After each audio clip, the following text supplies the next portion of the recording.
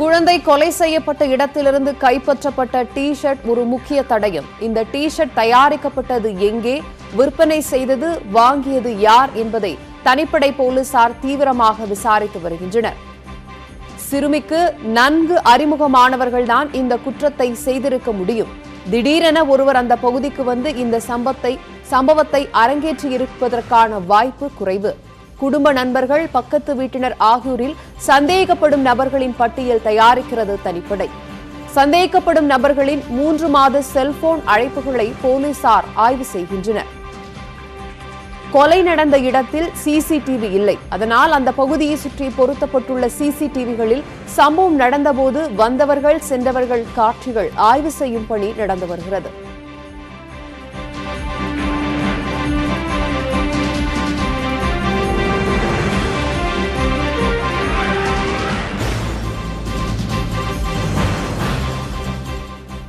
மனித உரிமைகள் செயல்பாட்டாளர் எவிடன்ஸ் கதிர் பாலியல் வன்கொடுமையால் உயிரிழந்த சிறுமியின் குடும்பத்தை நேரில் சந்தித்து ஆறுதல் கூறினார். தற்போது அவருடன் எமது செய்தியாளர் குருசாமி இருக்கிறார். தொடர்ந்து குருசாமியிடம். குருசாமி, இதுவரைக்கும் 5 நாட்களாகிவிட்டது. 10 தனிப்படைகள் அமைக்கப்பட்டிருக்கிறது. இந்த சூழ்நிலையில் தற்போது அங்கு நீங்கள் இருக்கிறீர்கள். தொடர்ந்து உங்களிடம் இந்த வாய்ப்பை தருகிறேன்.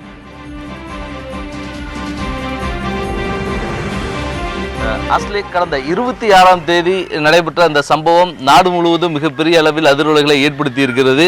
கோவையை அடுத்த துடியலூர் அருகே இருக்கக்கூடிய பன்னிமடை கிராமத்தின் அருகில் இருக்கக்கூடிய சின்னம் சிறிய கிராமம் இந்த கஸ்தூரி நாயக்கன் புதூர். நாம் தற்போது அந்த பகுதியில் தான் இருக்கிறோம். பாதிக்கப்பட்ட உயிரிழந்த அந்த சிறுமியினது வில்லம் இருக்கக்கூடிய பகுதியில் தான் நாம் தற்போது இருந்து கொண்டிருக்கிறோம். தற்போது இந்த பகுதியை பொறுத்தவரை தொடர்ச்சியாக கிராம மக்கள் மிகுந்த ஒரு சோகத்துடனேயே இருந்து கொண்டிருக்கிறார்கள். இந்த விவகாரத்தை பொறுத்தவரை சம்பவம் நடைபெற்று 3 தினங்களுக்கு மேலாகியும் இதுவரை குற்றவாளிகள் யாரும் கைது செய்யப்படவில்லை. 4 பேர் மட்டுமே சந்தேகத்தின் பேரில் முதலில் காவல்துறையினர் விசாரிக்க அழைத்து சென்றார்கள். அதன் பின்னர் கூடுதலாக 2 பேரை அழைத்து சென்றார்கள். 6 பேரிடம் விசாரணை மட்டுமே நடைபெற்றுக் கொண்டிருக்கிறது. இதுவரை யார் குற்றவாளி என்பது குறித்து இதுவரை ஒரு தெளிவான ஒரு முடிவு எடுக்க முடியாமல் காவல்துறையினர் திணறிக் கொண்டிருக்கிறார்கள்.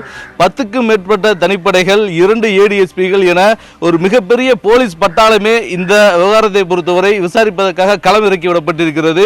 ஆனால் சம்பவம் நடைபெற்ற ஊர் மிகச்சிறிய ஊர்.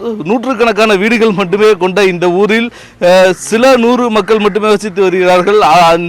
அப்படி இருக்கக்கூடிய பட்சத்தில் ஏன் குற்றவாளிகளை கைது செய்வதற்கு காவல்துறை இவ்வளவு தூரம் திணறுகிறது என்பது தெரியவில்லை. கடந்த 3 தினங்களாக எவிடன்ஸ் அமைப்பினுடைய நிர்வாகி கதிர் இதே பகுதியில் முகாமிட்டு தொடர்ச்சியாக ஆய்வுகளை மேற்கொண்டிருக்கிறார். தற்போது கதிர் நம்மிடையே இருக்கார். நம்ம அவரிடம் பேசலாம். சார், சொல்லுங்க, 3 நாட்களாக இங்கே இருக்கீங்க. இந்த சம்பவம் நடைபெற்று 3 நாள் ஆயிடுச்சு. குற்றவாளிகளை காவல்துறை கைது செய்யாமல் இருக்கு. அதுக்கு என்ன காரணம்னு நினைக்கிறீங்க? கோயம்புத்தூருடைய போலீஸுடைய இன்வெஸ்டிகேஷன் தோற்று போயிருக்கு. நான் குற்றஞ்சாட்ட விரும்புகிறேன். எவ்வளோ வழக்கில் துரிதப்படுத்த வேண்டிய போலீஸார் 1 நாளில் 2 நாள்லேயே வந்துட்டு எங்களால் கண்டுபிடிக்க முடியல, நாங்கள் துப்பு துறக்கிறோன்னு சொல்லிட்டு கண்டுபிடிச்சி கொடுக்குறவங்க துப்பு பணம் கொடுக்குறோம், அறிவிக்கிறோன்னு சொல்லி அவர் டிக்ளேர் பண்ணுறாங்க. அப்படின்னா இன்வெஸ்டிகேஷன் இங்கே தோற்று போய் கிடக்குதுன்ற கடுமையாக சார்ஜ் பண்ண விரும்புகிறேன். ஒரு குழந்தை, அதுவும் பார்த்தீங்கன்னாக்கா குடியிருப்பு பகுதியில் மிக கொடூரமான முறையில் பாலியல் பலாத்காரம் செய்யப்பட்டு பலமுறை, இன்றைக்கு அது போஸ்ட்மார்ட்டம் ரிப்போர்ட்டில் சொல்லியிருக்காங்க, அந்த குழந்தை பலமுறை சித்திரவதைக்கு உள்ளாக்கப்பட்டு கொலை செய்யப்பட்டிருக்கிறார். அந்த பாடி வந்து குடியிருப்பில் அருகாமல் குடியிருப்பு உள்ளே கிடக்குது. சுற்றி வீடு 4-5 வீடு கிடக்குது. எவ்வளவு தைரியமாக அந்த பாடி அங்கே போட முடியும்னு தெரியல. ஆனால் போலீஸார் என்ன சொல்கிறாங்கன்னா, அசட்டியாக நாங்கள் 4 பேரை கைது விசாரணை பண்ணிகிட்ருக்கோம், 5 பேர் விசாரணை பண்ணிகிட்ருக்கோம் அப்படின்னு சொல்லிட்டு இருக்கிறோம். திடீர்னு வந்துட்டு இப்படி துப்பு கொடுக்கும்போது என்ன ஆகுதுன்னா, போலீஸ் பிடி இல்லைன்னு அர்த்தம். அந்த இன்வெஸ்டிகேஷன் தோற்று போயிருக்கு. அவங்க வந்து எதுவுமே செய்ய முடியும்னு அர்த்தம். கடைசியில் இது வந்து எப்படி இருக்குன்னா, விழுப்புரத்தில் நடந்த ஆராய் வழக்கு மாதிரி இருக்குது. ஆராய் வழக்கில் ஃபஸ்ட்டு என்ன சொன்னாங்கன்னா, நார்த் இந்தியாவிலேருந்து உள்ள ஆட்கள்னு சொன்னாங்க. அதுக்கப்புறம் சைக்கோன்னாங்க. இதுவரை வந்து அந்த கொலையை கண்டுபிடிக்க முடியல. இந்த மாதிரியான தமிழ்நாட்டில் இந்த மாதிரி கொலை செய்யப்படுற அந்த பெண்கள், சிறுமிகள் யாருன்னு பார்த்தீங்கன்னாக்கா மோஸ்ட்லி தலித் பெண்களாக இருக்கிறாங்க, தலித் சிறுமிகளாக இருக்கிறாங்க. இதில் அதிகமாக நான் குற்றம் சுமத்துறது இங்கே இருக்கக்கூடிய எஸ்பி, இங்கே இருக்கக்கூடிய கோவை மாவட்ட போலீஸார் வந்து புலன் விசாரணை தோற்று போயிருக்குன்னு ஏன் சார்ஜ் பண்ணுறேன் அப்படின்னா, நிறைய வழக்குகள் கோயம்புத்தூர் நடக்கக்கூடிய பெண்கள் மீதான கொலை வழக்குகள் ட்ரையலுக்கு போகிறது கிடையாது. எல்லாமே போலீஸ் ஸ்டேஷன்லேயே பெண்டிங்காக இருக்கிறது. போலீஸ் ஸ்டேஷன்லேயே மிகுதியாக பெண்டிங்காக இருக்குது அப்படின்னா என்ன அர்த்தம்னாக்கா, சார்ஜ் ஷீட்டை ஒழுங்காக ஃபைல் பண்ணலை, கண்டுபிடிக்கலன்னு அர்த்தம். அப்போ புலன் விசாரணை செய்கிற சிஸ்டம் வந்து கோயம்புத்தூரில் வந்து ரொம்ப தோற்று போயிருக்கு. ஒரே தீர்வு என்ன அப்படி நான் சொல்ல வரேன்னா, என்டையர் போலீஸையும் கோயம்புத்தூரில் கமிஷனர் எஸ்பியிலிருந்து கான்ஸ்டபிள் வரை எல்லாத்தையும் மாற்ற வேண்டியதாக இருக்குது. அருகாமையில் உள்ள மாவட்டத்துக்கு போகக்கூடாது. 4-5 மாவட்டத்துக்கு தள்ளி தான் இவங்களை போட்டணும். இங்கே எல்லாம் புதிய காவல்துறையினரையும் புதிய அஃபிஷியலும் போட்டால் தான் ஓரளவு தீர்க்கடிக்க வாய்ப்பு இருக்குது. இப்போ இந்த கிராமத்தை பொறுத்த வரைக்கும் பார்த்துருப்பீங்க, இந்த கிராமம் எப்படி இருக்குது, இந்த கிராமத்துடைய சூழல் எப்படி இருக்குது, இவ்வளோ சிறிய கிராமத்தில் குற்றவாளியை கண்டுபிடிக்கிறதுல ஏன் காவல்துறை இவ்வளோ மெத்தனமாக இருக்குது? இல்லை, மிக சிறிய கிராமம், ஒரு 100 குடியிருப்பு தான் இருக்கிறது. அந்த குழந்தையோட பாடி கிடந்த இடத்துன்னு பார்க்கும்போது அந்த பகுதியிலேருந்து ஒரு தென்னந்தோப்பு இருக்குது, தென்னந்தோப்புலேருந்து ஒரு வழி இருக்குது. இது மெயின் ரோடு. இங்கேருந்து ஒரு சின்ன குறுகலான ஒரு வழி இருக்குது, அங்காண்ட ஒரு வழி, 3 வழி இருக்குது அந்த பாடி கிடந்த இடத்துல இருந்து. இரண்டாவது பார்த்தீங்கன்னா, இது சின்ன சிறிய கிராமம், அருகாமல் நிறைய குடியிருப்புகள் இருக்குது. இங்கே அவங்க குடும்பத்தாரை கேட்குறோம், இது இந்த வன்முறை வெளியில் நடந்து கொண்டு வந்து இங்கே பாடியை போட்டிருப்பாங்களா, இல்லை இந்த பகுதிக்குள்ளே நடந்திருக்குமா அப்படின்னு கேட்கும்போது இந்த பகுதிக்குள்ளே தான் நடந்திருக்குன்றது வாய்ப்பை சொல்கிறாங்க. ஏன்னாக்க அப்படி ஒரு சம்பவம் வெளியில் நடந்து அந்த பாடியை கொண்டு வந்து அவர் சாதாரணமாக போட்டுற முடியாது அப்படின்னு சொல்கிறாங்க. ஆனால் போலீஸார் வந்து இது யாருன்னு தெரியலன்றாங்க. இவ்வளவு ஒரு சின்னதாவது ஒரு டெவலப் இருக்கும். ஒரு இந்த மாதிரியான விஷயங்களில் பின்னணி ஆராயும் போது சின்னதாக டெவலப்மெண்ட் இருக்கும். ஸோ இந்த பகுதியை வந்துட்டு முழுவதுமாக நம்ம என்ன பண்ண வேண்டியிருக்குன்னா ஆய்வுக்குள்ளே இருக்க வேண்டியதாக இருக்குது. ரெண்டாவது வந்து பார்த்திங்கன்னா, நிறைய இங்கே கஞ்சாலாம் விற்கப்படுதுன்னு சொல்கிறாங்க, க்ரைமில் இருக்குதுன்னு சொல்கிறாங்க. அப்போ இங்கே இருக்கக்கூடிய சாதாரண ஏழை எளிய பெண்களை கையை வைச்சா ஒன்றும் நடக்காதுன்றதான் இந்த பகுதியில் இருக்குது. அப்பாவி சாதாரண மக்களாக இருக்கிறாங்க, எல்லாமே வந்து தலித் மக்களாக இருக்கிறாங்க. இதுவே வந்து வேற ஒரு மேட்டுக்குடி பெண்ணுக்கு நடந்திருந்தால் இந்நேரம் டிஜிபி இங்கே வந்திருப்பார். இப்போ இந்த சம்பவ இடத்துக்கு இங்கே உயர் அதிகாரிகள் வந்தாங்களா, காவல்துறை அதிகாரிகள் வந்தாங்களா? 2 நாள் இங்கே இருக்கீங்க, யாராவது அதிகாரிகள் வந்து பார்த்துருக்காங்க? நேற்று இரவு தான் எஸ்பி வந்திருக்கார். SC/ST ஆக்டினுடைய மேண்டேட்டில் 24 ஹவர்ஸ்க்குள்ளே எஸ்பியும் கலெக்டரும் வந்து ஸ்பாட்டுக்கு வரணுன்னு இருக்கு. இங்கே புகார் கொடுக்க போகும்போது கூட அந்த ஃபோட்டோ வந்து எல்லா சமூக வலைதளங்களில் விமர்சனம் செய்யப்படுகிறது. அங்கே இருக்கக்கூடிய அந்த பாதிக்கப்பட்ட தாயாரோ அங்கே எல்லா ஆக்டிவிஸ்ட்லாம் நிற்கிறாங்க, ஒரு சேரில் உட்காந்துருக்கிறாரு. ஒரு கரிசனை கூட கிடையாது. பாதிக்கப்பட்ட குடும்பத்தை எப்படி தேடணுன்ற அந்த குறைந்தபட்ச அண்டர்ஸ்டாண்ட் விழிப்புணர்வு கூட கலெக்டருக்கு இல்லை, எஸ்பிக்கு இல்லை. நேற்று இரவு தான் வந்திருக்கிறாரு. அது நம்ம எல்லாம் விமர்சனம் பண்ண பிறகு ஏன் கலெக்டரும் எஸ்பி ஸ்பாட்டுக்கு வரலன்னு சொன்ன பிறகு தான் நேற்று இரவு 7:30 மணிக்கு வர்றாரு. அது 4 நாள் கடந்து 24 ஹவர்ஸ்க்குள்ளே வரணுன்றது இருக்குது, மேண்டேட்டரி இருக்குது. இது எதுவுமே ஃபாலோ பண்ணப்படலை. இப்போ இந்த வழக்கை பொறுத்தவரை சிறுமியுடைய உடல் எடுக்கும்போது ஒரு டிஷர்ட் ஒன்று கைப்பற்றப்பட்டதாக சொல்கிறாங்க. அந்த டிஷர்ட்டை வைத்து இங்கே இருக்கக்கூடிய யாருடைய டிஷர்ட் அப்படின்றத தொடர்பாக காவல்துறை ஆய்வு பண்ணிட்டு இருக்கா சொல்கிறாங்க. அது தொடர்பாக ஏதாவது தகவல்கள் தெரிஞ்சதா? இல்லை, இந்த இப்போ போலீஸில் அவங்க சொன்ன விளக்கத்தை நீங்கள் ஒன்று பார்த்தீங்கன்னா நகைச்சுவையாக இருக்குது. என்ன சொல்கிறாங்கன்னா, இது மாதிரி நாங்கள் வந்துட்டு அங்கே சிசிடி கேமராவே இல்லை அந்த கிராமத்தில், அதனால் கண்டுபிடிக்க நாங்கள் கஷ்டப்படுறோன்றாங்க. சிசிடி கேமரான்றது ஒரு 3 ஆண்டு காலம் தமிழ்நாட்டில் ஃபெவிலியராக இருக்குது. மேனுவல் இன்வெஸ்டிகேஷன் தேவை, சயின்டிஃபிக் இன்வெஸ்டிகேஷன் தேவை. இந்த டிஷர்ட்டு இந்த மாதிரியான ஆயுதங்கள் எல்லாமே வந்து பெரிய ப்ரூஃப் சொல்ல முடியாது. தமிழ்நாட்டில் கொலை வழக்கில் ஆயுதங்கள் இருக்குது பாருங்கள், நிறைய போலீஸ் கைப்பற்ற ஆயுதங்கள் எல்லாம் ஃபேக்கான ஆயுதங்கள். கத்தி நாளைக்கு போஸ்ட்மார்ட்டத்தில் அந்த கத்திக்கும் உள்ளே இறங்கின கத்திக்கும் வித்தியாசப்பட்டு அதுவே வழக்கு க்ளோஸ் ஆன சம்பவம் நிறையா இருக்கிறது. இந்த மட்டும் இன்வெஸ்டிகேஷன் கிடையாது, பின்னணியும் சேர்த்து விசாரிக்கணும்னு சொல்கிறேன். இந்த பகுதியே வந்து இந்த பகுதியில் பதிவு செய்யப்பட்ட வழக்குகள் இவங்களுக்கெல்லாம் கணக்கு எடுத்து வச்சுருப்பாங்க, எவ்வளோ கணக்கு எடுத்து வச்சுருப்பாங்க. போலீஸ் ஸ்டேஷன் இருக்குல்ல, இங்கே என்னென்ன க்ரைம் இருக்குன்னு தெரியும். இந்த கணக்கெல்லாம் எடுத்து இந்த கன்சர்ன் 5-6 போலீஸ் ஸ்டேஷனும் வரவழைச்சு ரிவ்யூ பண்ணியிருக்கணும். எல்லா இன்ஸ்பெக்டர் வரவழைச்சு என்னென்ன வழக்குகள் இருக்குது, இந்த மாதிரியான ஹராஸ்மெண்ட் வழக்கு என்னென்ன இருக்குது, யாரும் அப்படி பரந்தப்பட்ட அடிப்படையில் விசாரணை பண்ணணும். என்ன காரணம் அப்படின்னா எல்லாம் எலெக்ஷன் மூடில் இருக்காங்க. அதனால தான் இதை வந்து உடனே துப்பு துளக்குறதுன்றது இதை வந்து கொஞ்சம் தள்ளி வைக்கிறது, எல்லாம் பாதுகாப்பு கொடுக்கணுன்ட்டு. இப்போ தேர்தலாக முக்கியம், பொண்ணு நீங்கள் பாதிக்கப்பட்டிருக்காளே. இல்லை, காவல்துறை பொறுத்தவரை 10 தனிப்படைகள் அமைக்கப்பட்டு இருக்கு. 2 ADSPக்களும் இந்த வழக்கில் விசாரிப்பதற்காக ஈடுபடுத்தப்பட்டிருக்கிறதா சொல்கிறாங்க. ஆனால் இவ்வளவு போலீஸ் போடப்பட்டு விசாரிக்கிறதா நடக்கிறாங்க. உண்மையிலேயே கிராமத்தில் வந்து உண்மையிலேயே காவல்துறை வந்து விசாரணை மேற்கொண்டாங்களா? இல்லை, இதுவே அவங்கள்ட்ட வந்து விசாரணை மேற்கொள்ளலை. தனிப்படை எங்கே அமைச்சு விசாரணை பண்ணுறாங்கன்னு தெரியல.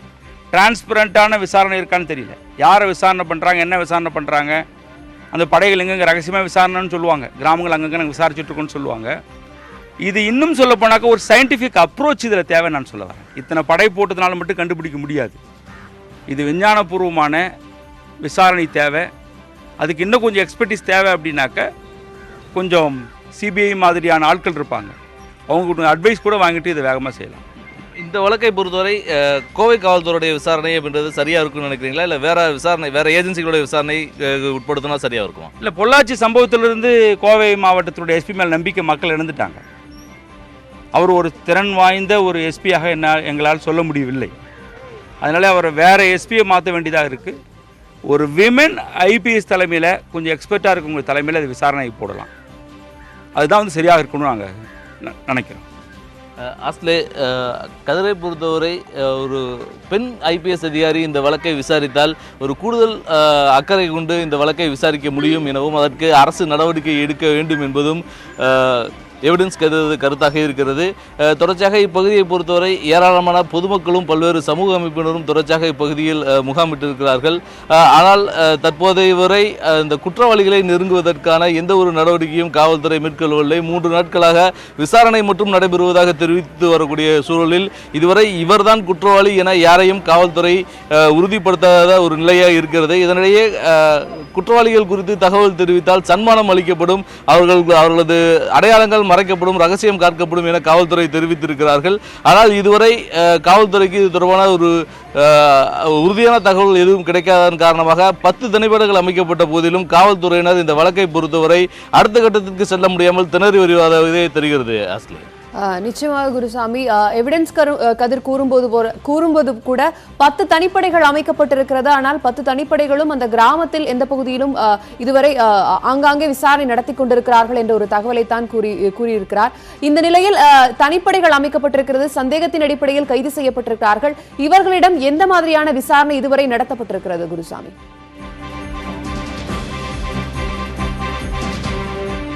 தற்போது கைது செய்யப்படவில்லை, சந்தேகத்தின் அடிப்படையில் அவர்களிடம் விசாரணை மட்டுமே நடைபெற்றுக் கொண்டிருக்கிறது. ஒரு 6 பேர் இப்பகுதியைச் சேர்ந்த விஜயகுமார் என்ற நபர் உட்பட ஒரு 6 பேர் தற்போது விசாரணை வளையத்துக்குள் கொண்டு வரப்பட்டிருக்கிறார்கள். அவர்களிடம் போலீசார் விசாரணை மேற்கொண்டிருக்கிறார்கள். அவர்கள் இதுவரை கைது செய்யப்பட்டதாக அதிகாரப்பூர்வமாக சொல்லப்படவில்லை. தொடர்ச்சியாக விசாரணை மட்டுமே நடைபெற்றுக் கொண்டிருக்கிறது. கிராம மக்கள் நம்முடைய இருக்கிறார்கள். அவர்கள் இது குறித்து என்ன கருத்து தெரிவிக்கிறார்கள் பார்க்கலாம். சொல்லுங்க, இந்த வழக்கை பொறுத்த வரைக்கும் 3 நாள் ஆயிடுச்சு. அந்த குழந்தை இறந்ததில் காவல்துறை என்ன நடவடிக்கை எடுத்திருக்காங்க, என்ன செய்யணும்னு எதிர்பார்க்குறீங்க? எங்களை இதை கண்டுபிடிக்க சொல்கிறாங்க. நாங்கள் இதை ஆரியான்னு கண்டுபிடிக்கிறதுக்கு முடியுங்க. அப்புறம் 5 நாள் ஆச்சுங்க இன்னையோடைங்க. எந்த நடவடிக்கையும் இன்னும் தெரியலைங்க எதுவுமே. ஆனால் இப்போ எல்லாரும் இது மாதிரி சம்பவம் நடந்ததே இல்லைங்க இந்த ஊர்லேங்க. இதுதான் ஃபஸ்ட் ட்ரிப் நடந்திருக்குங்க. ஆனால் நான் குழந்தைங்க வச்சுருக்கிறவங்களுக்கெல்லாம் பயங்க. நாங்கள் வேலை வெட்டி கூட போகாமல் குழந்தைகளை கொண்டு போய் ஸ்கூல் விட்டுட்டு கூப்பிட்டு வந்துட்டுருக்குறோங்க. இதுக்கு ஒரு தீர்வு கிடைக்கணுங்க. அந்த பிள்ளைக்குங்க குற்றவாளியை கண்டுபிடிக்கணுங்க. போலீஸ் வந்தாங்களா, விசாரிச்சாங்களா? போலீஸ் என்னெல்லாம் கேட்டாங்க? அவங்க போலீஸ் வந்துங்க எங்களை இதை கண்டுபிடிக்க சொல்கிறாங்க. நாங்கள் இருக்கிறது கடைசிங்க, மேக்கால் கடைசியில் இருக்கிறோங்க. நாங்கள் இங்கே இல்லைங்க. நாங்கள் எங்களை கண்டுபிடிக்க சொன்னால் டிஷர்ட்டு ஒன்று கிடச்சிருக்குங்க. இதே ஒன்று போதுங்க அவங்களை கண்டுபிடிக்கிறதுக்குங்க. ஆனால் இன்னும் கண்டுபிடிக்காமல் இருக்கிறாங்க. என்ன பண்ணுறதுங்க? நாங்கள் அந்த டிஷர்ட் போட்ட ஆட்கள் யாராவது இந்த கிராமத்தில் சுற்றிட்டு இருந்ததை பார்த்துருக்கீங்களா? அந்த டிஷர்ட்டை பார்த்துருக்கீங்களா அதுக்கு முன்னாடி? நாங்கள் பார்த்தது நாங்கள் இருக்கிறது அந்த கடைசிங்க, இங்கே இல்லைங்க. நாங்கள் எங்களுக்கு தெரியாதுங்க அது பற்றி எல்லாம். ஐயா, நீங்க சொல்லுங்க, இப்ப காவல்துறை எப்படி விசாரணை நடத்திட்டு இருக்கு, என்ன செய்யணும்னு எதிர்பார்க்குறீங்க? காவல்துறையுடைய விசாரணை திருப்தியா இருக்கா? இல்லைங்க சார். குருசாமி, தொடர்ந்து பேசலாம். அதற்கு முன்பாக மாதர் சங்கத்தினுடைய நிர்வாகி ராதிகா நம்மோடு இணைப்பில் இருக்கிறார். நேற்றைய தினமே உங்ககிட்ட பேசியிருந்தோம் இந்த விவகாரம் தொடர்பாக. இன்றைக்கு 5வது நாள். ஆனா 10 தனிப்படைகள் அமைக்கப்பட்டிருக்கு. பெரிதா எந்த முன்னேற்றமும் காணப்படல. சிசிடிவி அந்த பகுதிகளில் இல்லாததான் இந்த கால தாமதத்திற்கு காரணம்னு போலீஸ் தரப்புல சொல்றாங்க. நீங்க அடுத்த கட்டமா போராட்டங்களை முன்னெடுக்கிறதா இருந்துச்சு. இந்த விஷயத்துடைய அடுத்த கட்ட நடவடிக்கை என்ன, இதை எப்படி பாக்குறீங்க? இன்று மதியம் 3 மணிக்கு மாவட்ட ஆட்சியரையும் மாவட்ட காவல் கண்காணிப்பாளரையும் சந்திக்க இருக்கிறோம். உண்மையிலேயே இந்த வழக்கின் விசாரணையில ஜனநாயக மாதர் சங்கத்திற்கும் பொதுமக்களுக்கும் திருப்தி இல்லை அப்படிங்கிறத முதல்ல நான் பதிவு செய்ய விரும்புறேன். கிட்டத்தட்ட 5 நாட்களாயும் இந்த வழக்கின் விசாரணை என்பது தொடங்கிய நிலையிலேயே இருப்பது என்பது ஏற்றுக்கொள்ளவே முடியாது. இது ஒரு சின்ன கிராமம், ஒரு சின்ன கிராமத்துல நடந்திருக்கக்கூடிய இந்த குற்றத்தை இவ்வளவு 5 நாட்களாக எங்களுக்கு குற்றவாளிகளை நாங்கள் இன்னும் அடையாளப்படுத்தவில்லை என்று சொல்வது என்பது தமிழக அரசினுடைய காவல்துறையினுடைய கையாளாகத்தனத்தான் இது காமிக்கிறதா நாங்க நினைக்கிறோம். ஆகவே ஹலோ பேசுங்க தொடர்ந்து இணைப்புல. ஆகவே உடனடியாக குற்றவாளிகளை கண்டுபிடிப்பதற்கான விசாரணையை தீவிரப்படுத்த வேண்டும் என்று ஜனநாயக மாதர் சங்கத்தின் சார்பாக நாங்க கேட்கிறோம். அதற்காக இன்று 3 மணிக்கு மாவட்ட எஸ்பியை சந்திக்க இருக்கிறோம். 10 தனிப்படைகள் அமைத்திருப்பதாக காவல்துறை தரப்புல சொல்றாங்க. எங்களுக்கு புரியவே இல்லை. 10 தனிப்படை அமைச்சு எந்த மாதிரியான இல்ல இந்த இந்த வழக்குல இந்த நிலையில இருக்கு, வழக்கின் விசாரணை இந்த நிலையில இருக்கு அப்படிங்கறதையாவது காவல்துறை சொல்லணும். நாங்களும் தொடர்ச்சியா ஃபாலோ பண்ணிட்டு இருக்கோம். ஆனா எங்க கிட்டயும் அந்த மாதிரியான எந்த தகவலும் அவங்க சொல்லல. ஆகவே இது ஒரு சரியானது இல்ல. 10 தனிப்படைகள் அமைச்சு எந்த விதமான முன்னேற்றமும் இல்லாமல் இருப்பது என்பது ஏற்றுக்கொள்ள முடியாது என்ற கருத்தை பதிவு செய்கிறேன். ராதிகா, போலீசார் 10 தனிப்படைகள் அமைச்சிருக்காங்க, 5 நாட்கள் ஆகுது, எந்த முன்னேற்றமும் இல்லைங்கிற ஒரு குற்றச்சாட்டை வைக்கிறீங்க. அதோட சேர்ந்து வேற எந்தேனும் அமைப்பு இதை விட சிறப்பாக இந்த விசாரணையை செய்யும் அப்படிங்கிற ஒரு வார்த்தை சொல்றீங்களா? அது மாதிரி ஏதாவது கருத்து இருக்கா, இல்ல அதை இப்போ மாவட்ட ஆட்சியரை சந்திக்கும் போது வலியுறுத்த இருக்கீங்களா? ஆமா, நாங்க இன்றைக்கு மாவட்ட ஆட்சியரை சந்திக்கிற போது சிபிசிஐடிக்கு கோரலாம் என்ற ஆலோசனையும் வைத்திருக்கிறோம். எங்களோட வழக்கறிஞர்கள்கிட்டையும் அதை நாங்க பேசிட்டு இருக்கோம். பேசி நாங்க அதை முடிவு செய்வோம். இப்ப அங்க இருக்கக்கூடிய அந்த குழந்தையினுடைய பெற்றோரிடம் போலீசார் விசாரணை நடத்தினார்களா? பெற்றோர்கள் தரப்பு விஷயங்கள் என்னவாக இருக்கிறது? அவர்கள் யாரை சந்தேகப்படுகிறார்கள்? அந்த மாதிரியான அவர்களுடைய அந்த வாக்குமூலங்கள் எல்லாம் எடுக்கப்பட்டதா? பெற்றோர்கள் தரப்புல ஒரு 4 பேரை சந்தேகிச்சிருக்கிறாங்க. அவங்களதான் திரும்பி இவங்க கூப்பிட்டு விசாரிச்சுட்டு இருக்கிறாங்க. அதுலயும் எந்த முன்னேற்றமும் இல்லையா? அவங்க எந்த விதமான தகவல்கள் சொன்னாங்க, அதன் அடிப்படையில் விசாரணை போகிறதா அப்படிங்கிற எந்த தகவலும் நமக்கு இல்ல. பெற்றோர்கள் 4 பேரை சந்தேகிச்சிருக்கிறாங்க. அது எங்களிடமும் சொன்னாங்க, காவல்துறை கிட்டையும் சொன்னாங்க. அந்த அடிப்படையில விசாரணை தொடங்கி இருக்கிறாங்க அப்படிங்கறதா. ஆனா இதுல எந்த முன்னேற்றமும் இல்லையே அப்படிங்கறதா எங்களுக்கு வருத்தம் அளிக்கிறது. ஏன்னா குழந்தையின் சடலம் அரசு மருத்துவமனையில் இருக்கிற போது எனக்கு ஒரு நாள்ல நாங்க இன்னி ஒரு நாள் 24 மணி நேரம் எங்களுக்கு அவகாசம் கொடுங்கள், நாங்க குற்றவாளியை நெருங்கி விட்டோம், 24 மணி நேரத்துல நாங்க குற்றவாளிகளை அடையாளப்படுத்தி விடுவோம் என்று சொன்ன காவல்துறை இன்றைக்கு 3 நாட்களாயும் இன்னும் பிடிக்காமல் இருப்பது என்பது இதுல ஏதோ ஒரு சந்தேகம் இருப்பதாகத்தான் நான் பார்க்கிறேன். ராதிகா, அதே போல அந்த பகுதி, அந்த கிராம பகுதி எடுத்தாலும் சுற்றி ஒரு 100 குடும்பங்கள் தான் இருக்கும். மிகச்சிறிய கிராமம், மிக சிறிய பகுதி. இந்த பகுதியில் குற்றவாளியை கண்டுபிடிப்பது என்பது போலீசார் தரப்பு வெளியிலிருந்து யாரும் இந்த விஷயத்தை செய்திருக்க முடியாது, அந்த பகுதியில் இருக்கக்கூடியவர் தான் செய்திருக்க வேண்டும் அப்படிங்கிற நிறைய விஷயங்கள், நிறைய சாட்சியங்கள் எல்லாம் கிடைத்திருக்கிறது. ஆனாலும் இந்த கால தாமதம் தொடர்ந்து இருந்து கொண்டே இருக்கிறது. கொஞ்ச நேரத்துக்கு முன்னாடி அந்த பகுதியில் இருக்கக்கூடிய கிராம மக்கள் எங்களுடைய குழந்தைகளை வெளியே விளையாட அனுப்புவதற்கே இப்போது பயமாக இருக்கிறது அப்படிங்கிற மாதிரியான விஷயத்தை தெரிவிச்சாங்க. நீங்கள் அந்த பகுதியில் இருந்திருக்கிறீர்கள், அங்க இருக்கக்கூடிய அந்த மக்களுடைய எண்ணங்கள் என்னவாக இருக்கிறது? உண்மையும் அதுதான், அவங்க சொல்றது மிக சரியானது. இன்னைக்கு பெண் குழந்தைகளை விளையாட கூட வெளியே அனுப்ப முடியாத ஒரு சூழல் தான் இருக்கு. சம்பவம் நடந்த இடம் என்பது ரொம்ப ரொம்ப குறுகலான பகுதி. நாங்க போய் பார்க்கிற போது சில அடையாளங்கள் என்பதும் அங்க இருந்துச்சு. நாங்க காவல்துறையிடம் அதையும் நாங்க சொல்லி இருக்கிறோம். அந்த மாடியிலிருந்து இந்த மாடிக்கு கீழே இறக்குகிற போது ஏற்பட்ட கால் தடங்கள் எல்லாம் அங்க இருந்துச்சு.